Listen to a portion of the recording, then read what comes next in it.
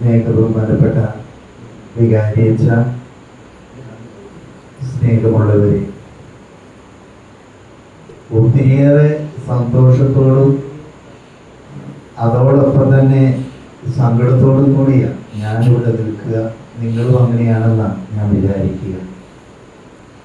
കാരണം നമ്മുടെ സ്നേഹബഹുമാനപ്പെട്ട വികാരിയച്ഛനും നമുക്കെല്ലാവർക്കും, നമ്മുടെ ഇടവകയിലെ ഓരോ കുടുംബത്തിനും എല്ലാമായിരുന്നു നമ്മുടെ പ്രിയപ്പെട്ട അമല്.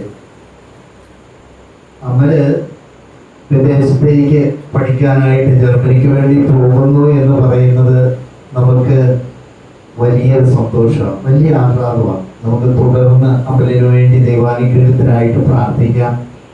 അതോടൊപ്പം തന്നെ നമുക്ക് സങ്കടമുണ്ട്.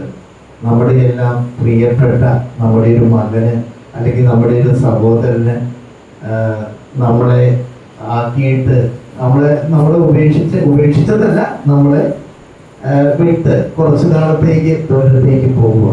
അപ്പൊ അതൊരു വിഷമമാണ്. എനിക്ക് തോന്നുന്നു നമ്മളെക്കാളെല്ലാം ഉപരി വിഷമം നമ്മുടെ പ്രിയപ്പെട്ട വികാരിയച്ഛനായിരിക്കും.